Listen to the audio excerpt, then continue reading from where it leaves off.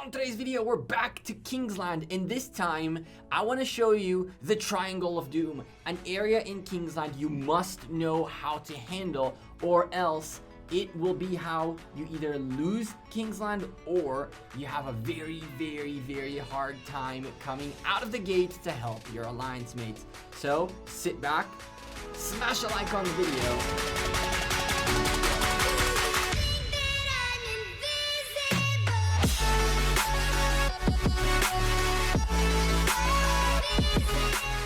Hey there YouTube, welcome back to Gekko Gaming. Today I wanted to show you into more depth the importance of the Triangle of Doom, an area within Kingsland where if you lose control of it, you will most likely lose your presence in Kingsland unless your allies come and bail you out. Before we start though, I'm a sponsored content creator where I have kingdoms to enjoy the content. Don't forget to drop a like on the video. Of course, subscribe to the channel, and of course, hit the bell to get a notification every time we upload a new video. We do it every single day, plus stream twice a week. Make sure you have all notifications on. If you don't know if you have them or not, just go down to the bell, click on it, and make sure you re-enable it, of course, after you clicked on it, and go for all notifications. That way you'll know when we stream, when we upload videos, and all that good stuff. Okay, so in the last video we did about Kingsland, carded up on the top right if you haven't seen it, we talked about flagging and all that good stuff, but there was one very important point that needed its whole video of its own, which is the weakest spot of every single kingdom in Kingsland, the Triangle of Doom. Now, as you recall, as a kingdom, and we will go back to our yellow and blue for the demonstration, as a kingdom, you either have this pass or that pass in whichever configuration that is. So the yellows, and there's two yellows up here, this one, and there's one right there, and then you have the blues, which are on the other side. And it pretty much forms, like we showed in the previous video, for 1v1 situations, kind of like these ones right here. Now, it's funny because realistically, the vast majority of the parts of the map, of this whole map, are completely irrelevant unless these specific zones are targeted first. This is essentially the area in which both these kingdoms will meet, right? Even if you make a straight line, instead of a straight line in between these two, a straight line forward of the two, you're still gonna see that the fighting between two kingdoms are gonna start very quickly, and it's not gonna have anything to do with any of the rest of Kingsland, right? And so, with that being said, let's focus on one pair of kingdoms. We're gonna go to this side for the sake of argument, just because we came out of there in SKVK, so it'll be easier for me to explain to you how we lost this KVK through those methods, and then let's zoom in just a little bit more and go from there. So now that we have the corner, we established yesterday that the most important flag you will drop in Kingsland very early on in the game is your jump this way, which would be a flag somewhere right here. And then the counter to it is, well, not the counter, but the counterpart to it is a better word for it, is a flag that sits right here. Now, the thing about it is these two do have like one area that they connect, and so after those flags get built, they essentially can attack each other. Now, this should be your number one and most important flag to make sure is getting built as quickly as humanly possible. Way before you even start thinking about fighting or getting on the field or whatever the heck it is, you need to have a group of people with the fastest marches on human history get into that flag and get it built. Now, the reason this flag is very important is many reasons, but well, yes, there are many reasons why this is an important flag, but let me illustrate to you a few situations of what you can do with this flag, and we'll do that through drawing a little bit. So we have the team in yellow, which is not that, it's this one, starting to build their way through and through this way. A little bit of flags coming up that way. There's a couple of flags also already coming out this way. We're starting to try to push our way outwards towards whatever the heck it is. There are also a few flags being built in this direction, you know, the usual stuff. You're trying to kind of get a little bit of area territory, whatever the heck not. While this is going on, blue team's flag ends up dropping first. When blue team's flag finishes first, they instantly drop a second flag. Now, the thing about the second flag is, look at what ends up happening here. You have one big problem. That first flag you're about to finish dropping can go nowhere meaningful unless it starts taking out your opposition. And so that very important first flag is now utterly and completely blocked, unless, of course, you start counter building this way. But this works in the direction that blue is supposed to push. Remember, blue is pushing in this direction and yellow is supposedly pushing in that direction. So the reason this flag is so important is it's the first one to drop. It'll allow you not only to potentially get that early advantage right here, because even after the yellow one builds, yellow can drop a flag right here too. In theory, there's dead body. There's space in here where they could potentially drop somewhere on the side, a little bit to the side, a flag or something like that. But the moment the blue flag finishes building first, because it's how it goes, it was building there for longer, that whole territory will become blue essentially. So there are a couple of important things to understand about this. Once this flag builds, your next flag obviously is to block blue, or if this one, you block yellow. Now, the problem that arises here is what ended up happening to us in this KVK. So I want to illustrate to you what happened in our KVK, and then you can go into the VOD if you want to watch it for the stream and see it happen live, right? So what ended up happening is these guys got their flag built first. And when they got their flag built first, they did two very important things that I don't get how nobody else does this, and we're going to give you that tip right now. They instantly, as soon as this flag dropped, they instantly dropped a flag right here, and then immediately dropped another flag back here. And so this flag had a border with our yellow flag, which was meant to be built, but this flag was right here was further back enough that its territory was actually up to, we won't go that far up. We won't go that far up. It was just a little bit, just enough so that the territory doesn't touch the yellow flag. And now, even if by some reason this flag doesn't get built, there's already another one in the back that is blocking this flag from going, that is blocking territory. Now, yellow, in theory, would drop a flag right here instead of blue. But now again, since blues will be built first, it will occupy the most territory, and only after yellow's builds, now they can go try to rally this. While that is happening, this flag can be rallied by the primary blue flag, and the primary blue flag can also rally the yellow flag. And what ends up happening is you create a situation in which either side that makes this move first will essentially have the ability to start burning two flags at the same time of their opposition, and potentially steal a huge advantage.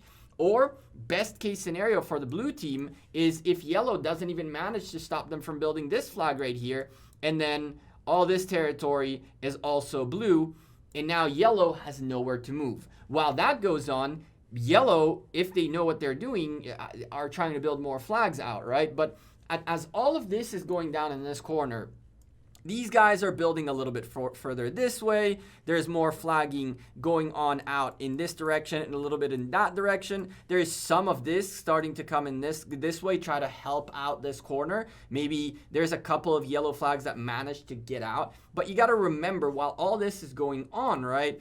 Like, this is not the only blue flag that's being built. These guys already came out too. And at this point, these guys are pretty much probably fighting here.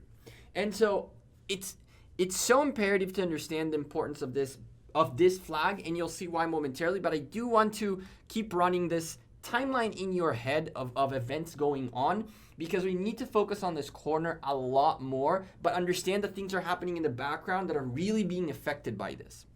So in the fight for the corner, we did lose the fight for the corner and didn't manage to burn this flag down. And what ended up happening is team number one, and granted, right, you got to remember that this is now team number two. we'll call this team number 1 now instead of flag number 1. And maybe there's even a team number 3 in here that is doing whatever they're doing. And of course, these guys again, team number 2 and team number 2. But once this happened, team number 1 owned all of this. And they started going this way. What they ended up doing is they locked up one of our teams altogether. Now, granted, we'll talk a little bit more about KVK of 541 in this context to give you an example of something that actually happened, and then you'll see a little bit why we lost. But this was one of the reasons. Once team number 1 start establishing the double flag patterns where they drop a forward flag and a back flag at the same time, double flagging, it's essentially locking down the wall. And we talked about this in the previous video. This wall security. Essentially, you got to make sure you own the walls in order to win this game mode. And here's why, right? At this point, Team 1 has nothing they can do, but first of all, they cannot keep gaining territory out of this flag. This team cannot teleport into Lost Kingdom. Thing number 1. Even if they managed to drop a second flag right here, like we managed to, which was here, and we even managed to drop another one right here, there's no teleport space in here. And even if there was, our enemies were smarter than that, but we'll get to that. At this point, Team 1 is being locked by Team 1 without even having to fight too much. And now Team 1 can also come and help against Team 2.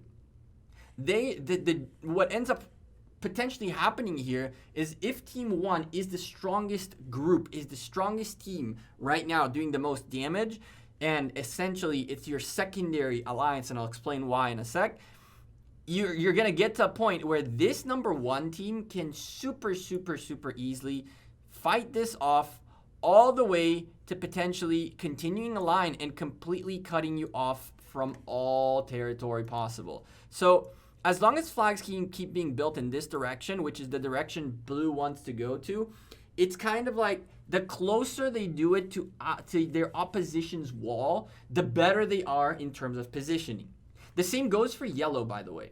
If yellow had a flag in here and they win their fights, right? There's a flag in here and then there's a flag in here by Team 1, but yellow team is the one that actually succeeds at locking them down. If you take a look, you can do the same exact thing in this direction with flags and lock up a whole pass out of your opposition. This corner is the most important one. Now let's actually talk about how you fight this while flagging, because all this up to now was the flagging part and why these flags are so important and how you should think about conquering these flags. Remember 3 things when you're fighting for this. Number 1, for you to be able to drop a flag, you need space. So the number 1 priority for any kingdom fighting in KVK, as far as I'm concerned, is you need 2 teams that are the smaller, the bigger alliances maybe, but the smaller in people right there that can build flags and kind of hold on to flags.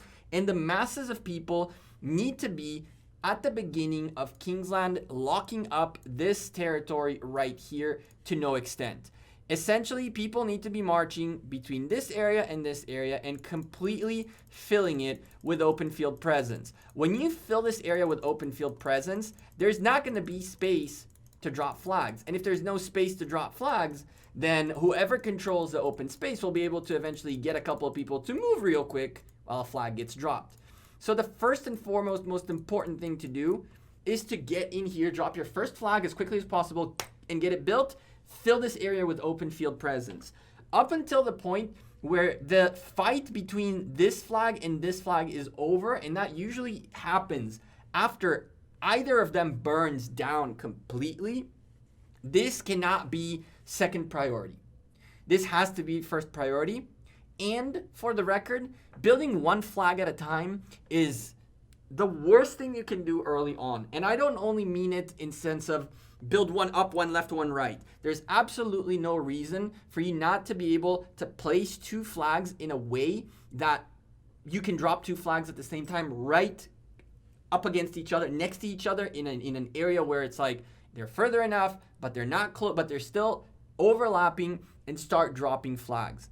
If you want to win and get your flagging plan even started anywhere, this is it right here. You want to know how Kingdom 541 lost their KVK? It was quite simple. When we came in here and dropped this flag, we did it a little bit, a tiny bit too late. And that was because the flag that was that ended up dropping first, I believe was on this side by our second team, and then this one by the first team, or there was a very slight delay. It might have even been the fact that we took our pass a little bit later than them, because I'm pretty sure we took the pass, we dropped this, and then we gave the pass and dropped that. But anyway, even if we dropped this, wasn't a thing, we dropped this after these guys dropped theirs. And when they drop theirs first, theirs is going to build first, and they can start rallying ours first. While they did that, they already started building their second flag, and we couldn't build the next flag until ours was built. The problem is, when the flag keeps getting rallied and troops die, even if you refill it all the time, while the troops are dying off, the timing of the amount you're building slows down. So think about a flag that has 1.5 million troops. It goes down to 1.4 million troops. You can't refill it with a full march yet, but the time for building, or you lost a 10% of the building's capacity, that's 10% of building time, and they keep delaying this. They kept delaying this flag again and again and again. By the time we built this flag, this one was already up, and the next one was already being built. And before we even knew what on earth was going on, we were completely blocked. And the problem was everything focused in here, and there was a crazy amount of lag. And when that happened, these guys did one important thing. And they said, no matter what you are, 10 million, 20 million, 50 million, 100 million, or 7 million power, if you have tier 4s, you don't need expertised commanders. They did not send expertised commander marches at us at all. Well, they sent some, but vast majority of marches were unexpertised commanders, not even level 60 commanders. Like, we got a crazy amount of marches, but what they did is they completely overwhelmed the open field and anything that was making its way out of our pass. Think about all these clicks. I can't keep clicking on this. Think about all of these all over the place. And then think about the fact that for you to be able to fight in Kingsland until you teleport, you have to get, where's your rally, right? How do you rally? Well, you rally through the pass. You got to get through the pass, right? And so when you rally through the pass, you got to go through here and then march all the way this way. Our rallies, Atel Takeda, it doesn't matter what it was, didn't even make it here. It didn't even make it here. They would just swarm it. Hundreds of thousands of dead troops, they wouldn't even care. The hospitals would fill. 3, 4, 5 rallies coming out of the gate, and hospitals filling and deads in reports. But our rallies never even made it here.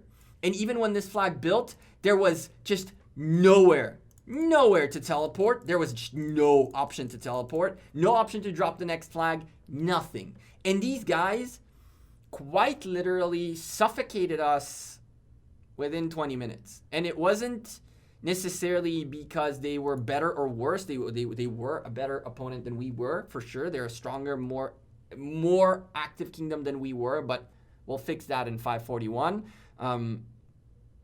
After you get suffocated like that, it's impossible to do anything. And then your allies start going, oh, but you lost. And you try to explain to them this right here. Well, now you all know. What do you think about the corner? I'm interested, what are your thoughts about this area? This was a little bit of a longer video. We went through the whole spiel of it. But I hope you understand a little bit better this corner of Kingsland. It's the most one out of the 4 kingdoms. Of course, out of the 4 corners, they're all the same. This is the most important place to contest in KVK Light versus Darkness. In a future video, we'll talk again about Kingsland, and there are other places that are very important for you to build your strategy on top of. For now, I'm Gekko. I'm out of here. Appreciate this. Drop a like on the video, subscribe to the channel, hit the bell to get a notification, of course, and shout out to all my members. Shout out to all the lurkers on my streams lately. You guys have been amazing, and I'll see you all sooner rather than later. Peace.